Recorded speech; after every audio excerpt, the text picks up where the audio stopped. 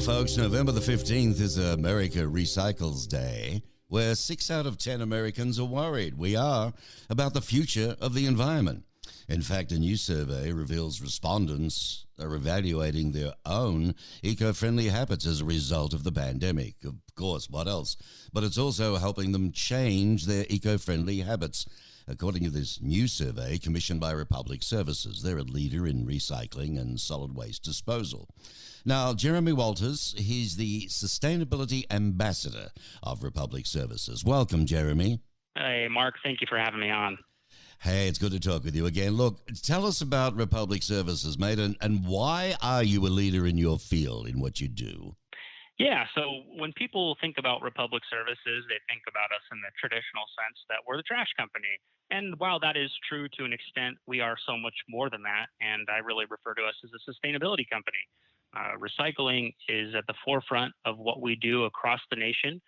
We take it very seriously. It's part of our sustainability goals. We've got really impressive recycling facilities all around the nation. We keep up with recycling technology, and we conduct surveys such as the one you mentioned earlier to understand what people know about recycling, what they want to know about recycling, and how they can become better recyclers. Well, speaking of this survey, what were the key takeaways from it? Yeah, an overwhelming number of respondents said that since the pandemic hit, they're more likely to recycle. And about 77% of those folks are the ones that said that they're more likely to recycle.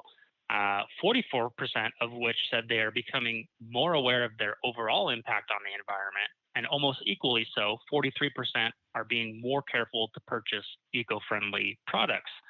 So really what it's telling us is that people are thinking about recycling and sustainability and how they have a direct impact on it and what changes they can make to help the planet. So, COVID-19, it's becoming responsible for so much, but maybe a bit of good. It seems to have changed people's eco-friendly habits. What can the public do to make a difference, do you think? Well, number one, that awareness factor, becoming aware of what they can and cannot recycle, and then how to recycle it.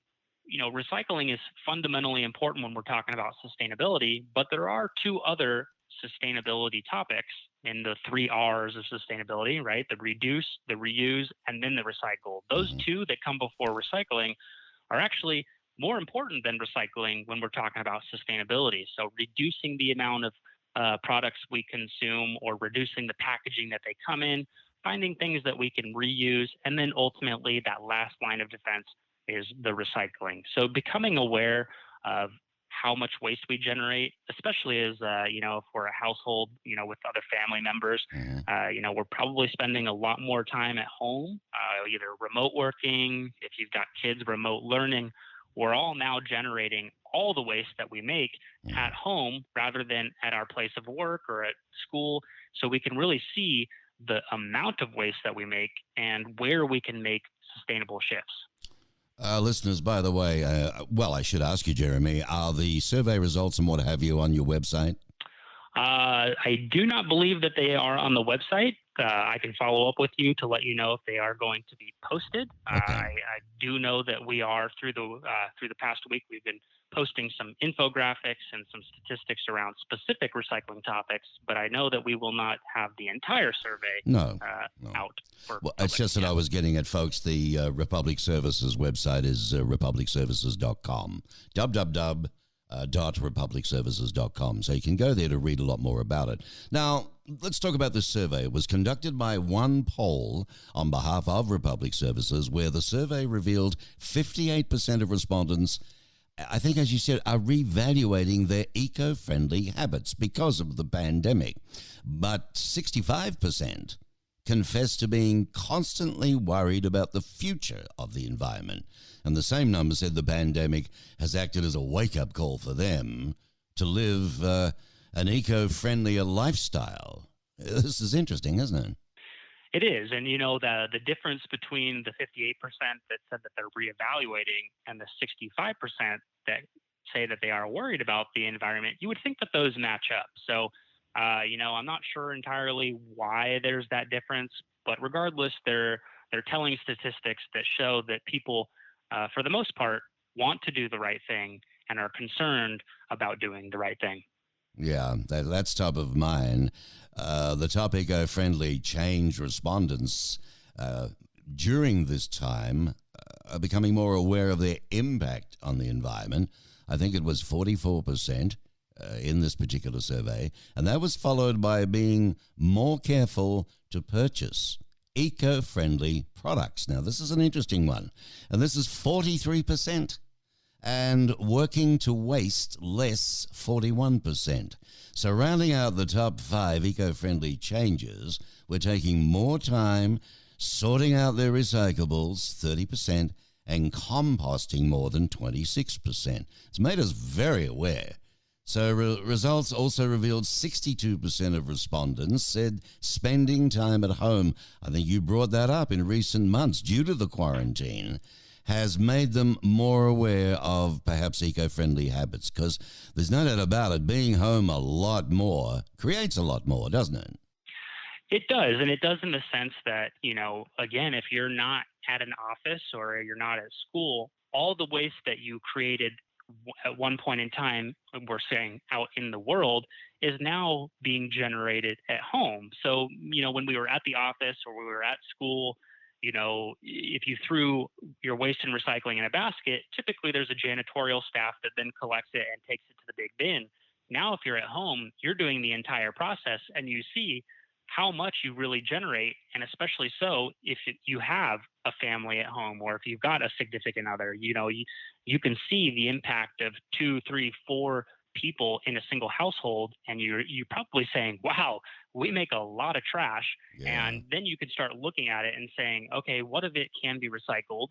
What products are we throwing away that can't be recycled, that we can now buy something that is in less packaging or in recyclable packaging? And that's where they're saying, hey, we can be more careful to purchase those eco-friendly products. Well, that makes a lot of sense. Now, as a layman like me, and I guess my listeners, we look at the news and we see, these ships with being turned around and nowhere to go. Just can you explain to us at all what does happen in relation to a lot of stuff? If people don't want it, where does it all go?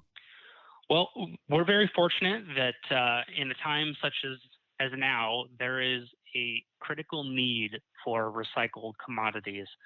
More than ever, the manufacturing and supply chains, they need paper and cardboard and plastic and metal containers to create products. So, nowadays, more than ever, it is important to recycle. There has been changes in the last handful of years on where recycled materials go. For the most part, a lot of it is staying here in the United States because there is a need domestically for this feedstock. Mm. Well, you help to develop, don't you, and execute recycling education programs, serving as a spokesperson for Republics nationwide. I think it's called Recycling Simplified. Tell us a little bit about the education campaign. Yeah, as you mentioned, Recycling Simplified, we have a designated website, recyclingsimplified.com, and it is a resource designed to help people understand what is recyclable, what is not recyclable, and for the things that are, how to recycle them in a really easy to digest manner that is going to apply no matter if you are in the Pacific Northwest, you're in the Southwest, you're on the East Coast. They are the fundamental recycling tips that you can employ no matter where you live. And we do it in a way that, again, is very easy to understand. There's videos, there's simple tips and tricks. We've got resources and activities for the kids. And then if there's educators out there listening, we've got nationally approved K through 12 recycling curriculum. Educators can go on there. They can download full free lesson plans. Remote learning is a challenge this year. And, one thing I always loved as a kid when I was in grade school was going on field trips. Yeah. We're not doing field trips this year, but we've got virtual field trips. So, we've got some fun activities on there that really make learning about recycling easy and fun. Yeah, it sounds amazing. And that's www.recyclingsimplified.com. Is that right? Yes, sir. That's it. That sounds like a great site to go and have a look at. I mean, we all still blunder. It's not funny, I know, but when you look at neighbours, what they put in their bins, Well, that's not recycling, Jack. Come on. Anyway. Oh, Mark, you would be amazed at what we see coming through our recycling centers. There you go. I probably wouldn't be. Jeremy Walters, ladies and gentlemen, he serves as a sustainability ambassador. That sounds impressive, doesn't it? For Public Services. They're an industry leader in the US in recycling and non-hazardous waste. Thank you, Jeremy. It's always a pleasure speaking with you. Thank you, Mark. You have a great day. Goodbye now.